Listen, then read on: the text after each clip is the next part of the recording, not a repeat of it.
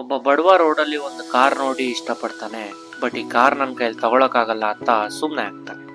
ಅದೇ ಒಬ್ಬ ಶ್ರೀಮಂತ ಒಂದು ಕಾಸ್ಟ್ಲಿ ಕಾರ್ ನೋಡಿ ಇಷ್ಟಪಡ್ತಾನೆ ಅಂಡ್ ಅವನು ನಾನು ಈ ಕಾರ್ನ ಹೇಗ್ ತಗೊಳ್ಳೋದು ಅಂತ ಯೋಚನೆ ಮಾಡ್ತಾನೆ. ಇದನ್ನೇ rich and poor mind set ಅಂತ ಹೇಳೋದು. ಪ್ರತಿಯೊಬ್ಬ ಮನುಷ್ಯನು ಶ್ರೀಮಂತ ಆಗೋದು ಬರೀ ಅವರ ದುಡಿಮೆಯಿಂದ ಅಲ್ಲ, ಅವರ ಮೈಂಡ್ ಸೆಟ್ ಇಂದ ಅಂಡ್ ಅವರ ಥಿಂಕಿಂಗ್ ಇಂದ. ಸೊ ಈ ವಿಡಿಯೋ ಅಲ್ಲಿ ನಾವು ಒಬ್ಬ ರಿಚ್ ಅಂಡ್ ಪುವರ್ ಪರ್ಸನ್ ನ ಮೈಂಡ್ ಸೆಟ್ ಬಗ್ಗೆ ತಿಳ್ಕೊಳ್ಳೋಣ. ಒಬ್ಬ ಪುವರ್ ಪರ್ಸನ್ ನ ಮೈಂಡ್ ಸೆಟ್ ಯಾವಾಗ್ಲೂ ಒಂದ್ ರೂಪಾಯಿನೂ ಸೇವ್ ಮಾಡೋಕೆ ಫೋಕಸ್ ಮಾಡಿದ್ರೆ, ಅದೇ ಒಬ್ಬ ರಿಚ್ ಪರ್ಸನ್ ನ ಮೈಂಡ್ ಸೆಟ್ ಜಾಸ್ತಿ ಇನ್ಕಮ್ ನ ಅರ್ನ್ ಮಾಡೋದು ಹೇಗೆ ಅಂತ ಯೋಚನೆ ಮಾಡ್ತಾ ಇರುತ್ತೆ. ಅಂಡ್ ಶ್ರೀಮಂತರು, ಈ ರಿಚ್ ಮೈಂಡ್ ಸೆಟ್ ಇರೋರು ಅಸೆಟ್ಸ್ ಮೇಲೆ ಇನ್ವೆಸ್ಟ್ ಮಾಡಿದ್ರೆ, ಬಡವರು ಲಯಬಿಲಿಟೀಸ್ ಮೇಲೆ ಸ್ಪೆಂಡ್ ಮಾಡ್ತಾರೆ. ಅಂದ್ರೆ ಈ ಶ್ರೀಮಂತರು ಸ್ಟಾಕ್ಸ್, ರಿಯಲ್ ಎಸ್ಟೇಟು ಇಂಥದ್ರ ಮೇಲೆ ಇನ್ವೆಸ್ಟ್ ಮಾಡ್ತಾರೆ. ಬಟ್ ನಮ್ಮಂತ ಬಡವರು ಮೊಬೈಲ್ಸ್, ಬೈಕ್ಸ್, ಕಾರ್ ಇಂಥದ್ರ ಮೇಲೆ ಸ್ಪೆಂಡ್ ಮಾಡ್ತಾನೆ ಇರ್ತೀವಿ.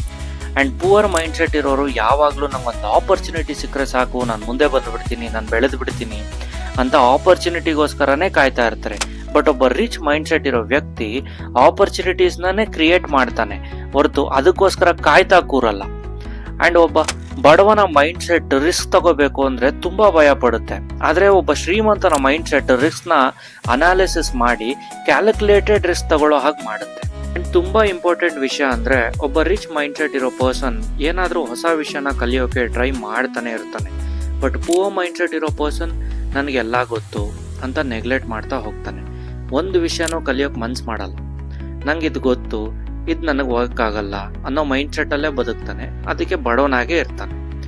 And last one thing but not the least, poor people blame others. ಅಯ್ಯೋ ನಮ್ಮಪ್ಪ ಸರಿ ಇಲ್ಲ, ನಮ್ಗೆ ಆಸ್ತಿ ಮಾಡಿಲ್ಲ, ನಮ್ಮ ಅಣ್ಣ ನನಗೆ ಮೋಸ ಮಾಡಿಬಿಟ್ಟ, ಅವನ್ ಸರಿ ಇಲ್ಲ, ಇವನ್ ಸರಿ ಇಲ್ಲ, ಹೀಗೆ ಹೇಳ್ತಾ ಇರ್ತಾರೆ. ಅವ್ರ ಲೈಫ್ ಅವ್ರ ರೆಸ್ಪಾನ್ಸಿಬಿಲಿಟಿ ಅಂತ ಅನ್ಕೊಳ್ಳೋದೇ ಇಲ್ಲ.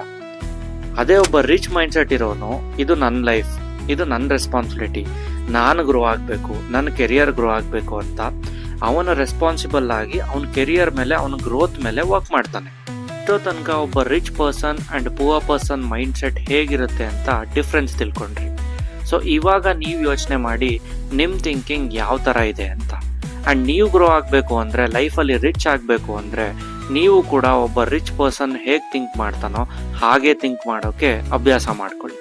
Thanks for watching. ಮತ್ತೆ ಸಿಗೋಣ.